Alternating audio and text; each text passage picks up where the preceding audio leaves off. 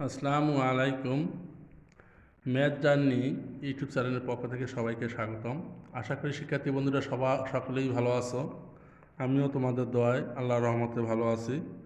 আমি আজকে যে বিষয়টি তোমাদের সামনে উপস্থাপন করব তা হচ্ছে সংযুক্ত যৌগিক কোণের ত্রিকোণমিতিক অনুপাতের সরল করো 7 নম্বর কোশ্চেনটি, এবং প্রশ্নমালা হচ্ছে টয়েস এ। তাহলে দেখা যাক আমরা কিভাবে এই ধরনের অঙ্কগুলো সমস্যার সমাধান করব। তোমরা আমার সঙ্গেই থাকো, তাহলে খুব সহজেই এই সমস্যাগুলো সমাধান বুঝতে পারবে কিভাবে আমরা ম্যাথের সমাধান করব। প্রথমে অঙ্কটি আছে সরল করো। সরল করো। আমরা 1 নম্বর অঙ্কটাই যদি তোলার চেষ্টা করি, কস এখানে দেওয়া আছে আমাদের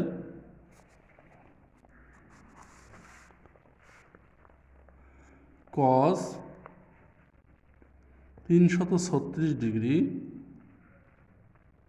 minus theta, tan 180 degree minus theta, sec 90 degree plus theta,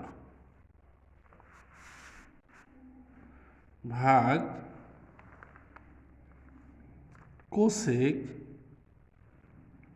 360 degree plus theta, cot 270 degree plus theta, এবং কস 180 ডিগ্রি প্লাস থিটা।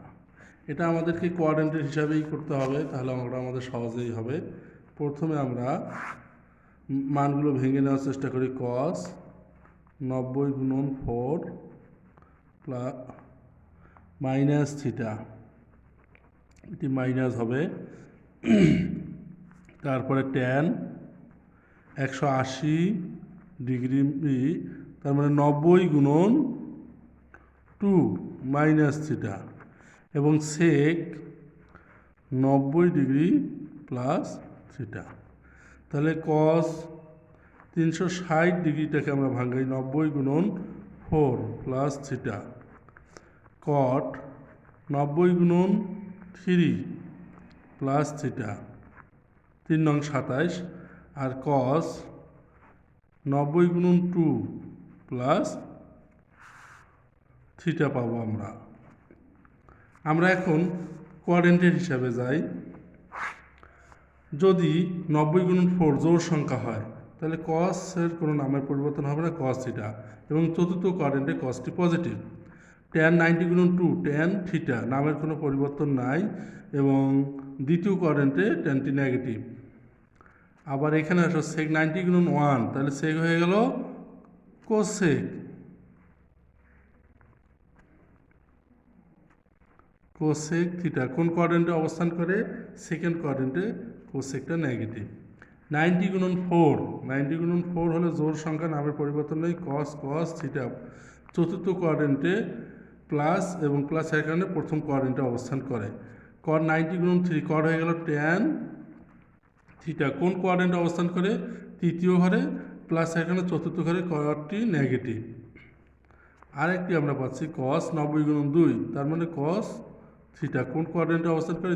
তৃতীয় ঘরে, কসটি নেগেটিভ। তাহলে আমরা এখানে পাচ্ছি, তাহলে কস থিটা কেটে যাচ্ছে, মাইনাস ট্যান থিটা কেটে যায়। তাহলে আমরা এখানে পাচ্ছি কি 90 গুণন 2 যেহেতু হচ্ছে, সরি, আমাদের এখানে কস হবে না, কোসেক হবে।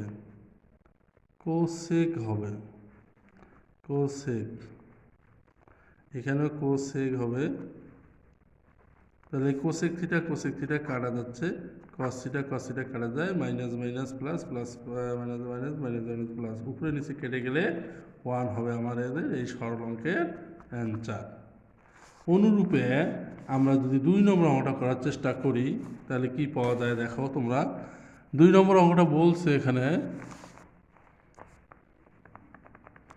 সাইন 3 পাই মাইনাস এ কস 4 পাই প্লাস এ কট 2 পাই প্লাস এ ভাগ কস 3 পাই ভাগ 2 প্লাস এ ট্যান পাই ভাগ 2 মাইনাস এ।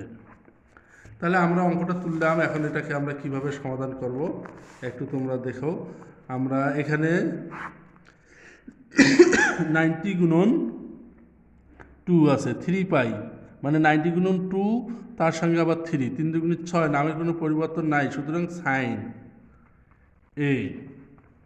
সুতরাং আমরা পাচ্ছি সাইন এ এবং কোন কোয়াড্রেন্টে অবস্থান করে 6, তাহলে 6 কোয়াড্রেন্টের হিসাব যদি আমরা করি 1 2 3 4 5 6, ওই ঘরে সাইনটি পজিটিভ, তার মানে সাইনের কোনো সমস্যা নেই। আমরা এখন হিসাব করি কস এ, কস এ 4 দুগুণে 8 পাই, তাহলে 1 2 3 4 5 6 7 8 প্লাস এগুলো লাভ দিয়ে উপরের ঘরে কসটি পজিটিভ। কট 2 পাই, 2 পাই মানে 90 গুণন 4, অর্থাৎ নামের কোনো পরিবর্তন নেই, কট এ হবে। কোন কোয়াড্রেন্টে অবস্থান করে 1 2 3 4 প্লাস থাকার কারণে লাভ দিয়ে উপরের ঘরে যাচ্ছে। পাই মানে 180, 2 দ্বারা কাটলে 90 গুণন 3, নামের পরিবর্তন কজ হয়ে গেল, নামের পরিবর্তন ক্ষেত্রে কজ হয়ে যাবে সাইন এ। কোন কোয়াড্রেন্টে অবস্থান করে 1 2 3, যেহেতু প্লাস আছে লাভ দিয়ে চতুর্থ ঘরে কসটি পজিটিভ। আবার এখানে আসে পাই মানে 180, 90 গুণন 2 দ্বারা কাটলে 90 গুণন 1, ট্যান হয়ে গেল কট এ, ফার্স্ট কোয়াড্রেন্টে অল পজিটিভ।